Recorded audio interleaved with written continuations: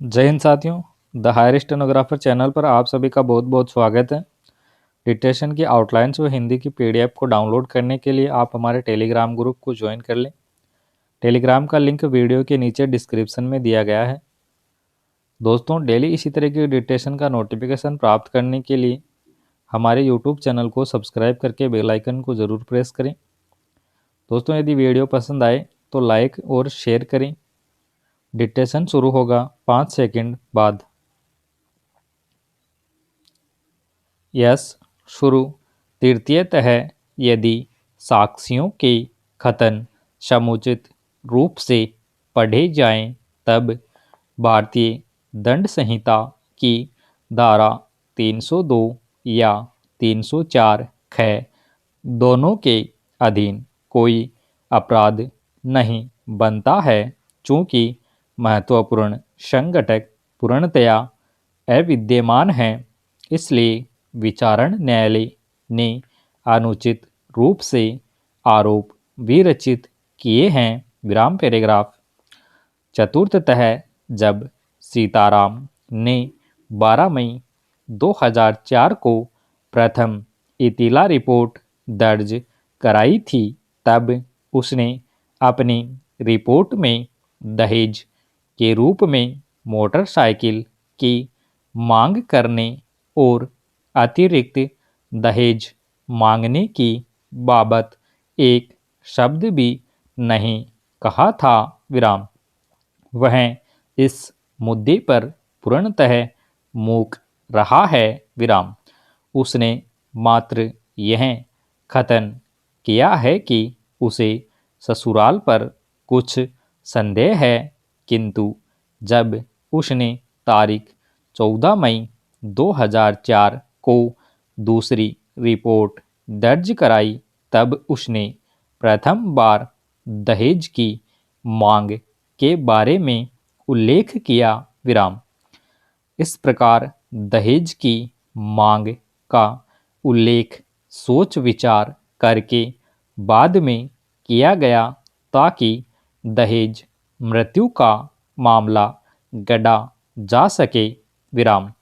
इसके अतिरिक्त अन्य साक्षी जैसे कि मोहन सिंह और सांवरमल ने भी, जिनके बारे में यह अभिकथित किया गया है कि वे सीताराम के साथ ममता की ससुराल गए थे, अभिकथित दहेज की मांग की बाबत एक शब्द भी नहीं कहा है। विराम। इस प्रकार उसके कथन की किसी भी प्रकार साक्ष्य से संपुष्टि नहीं होती है। विराम। यहाँ तक कि प्रदीप ने भी, जो ममता का भतीजा है और उसके साथ गया था, आवेदक या उसके कुटुंब के सदस्यों द्वारा की गई दहेज की मांग की बाबत कोई शब्द नहीं कहा है। विराम। इस प्रकार केवल सीताराम के कथन के सिवाय दहेज की मांग के संबंध में कोई साक्ष्य नहीं है। चूँकि आवेदक के विरुद्ध कोई साक्ष्य नहीं है, इसलिए गंभीर संदेह का कोई प्रश्न भी उद्भूत नहीं होता। विराम। दहेज की मांग के अभाव में स्पष्ट रूप से भारतीय दंड संहिता की धारा 304 ख के अधीन अपराध नहीं बनता है। विराम।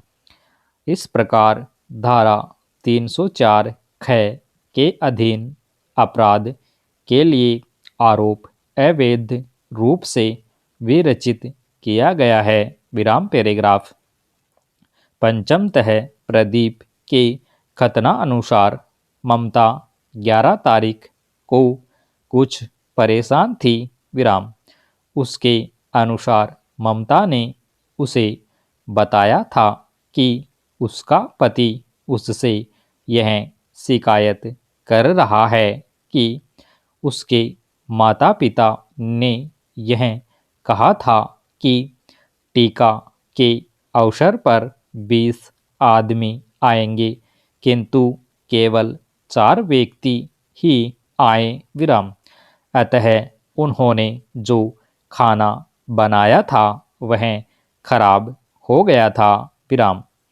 ममता ने प्रदीप को यह भी बताया कि उसका पति उससे यह भी शिकायत कर रहा है कि बारात का उचित स्वागत नहीं किया गया और उसके चरित्र पर भी संदेह है विराम। अंततः उसने यह कथन किया कि क्योंकि उसके मौसा उसकी मौसी के चरित्र पर संदेह करता था, इसलिए वह कुएं में गिर गई विराम। अतः इस साक्षी के अनुसार यह आत्महत्या का मामला है, न कि हत्या का विराम। इसलिए भारतीय दंड संहिता की धारा 302 के अधीन अपराध के लिए आरोप नहीं बनता है विराम। पैराग्राफ षष्ठमतः शव परीक्षण रिपोर्ट में मृत्यु का कारण श्वासावरोध दिया गया है विराम, किंतु अभियोजन पक्ष के वृत्तांत में बहुत सी कमियां हैं विराम। शव परीक्षण रिपोर्ट के अनुसार मृतक को मध्य पार्श्व कपालीय भाग से लेकर अनुकपालीय भाग तक विदीर्ण क्षतियां पहुंची थी विराम। उसके फेफड़ों या आमाशय में जल नहीं पाया गया, इसलिए पुलिस ने यह विश्वास किया है कि ममता की पहले हत्या की गई और उसके पश्चात उसका शव कुएं में फेंक दिया गया, जिसमें बहुत कम पानी था विराम। स्टोव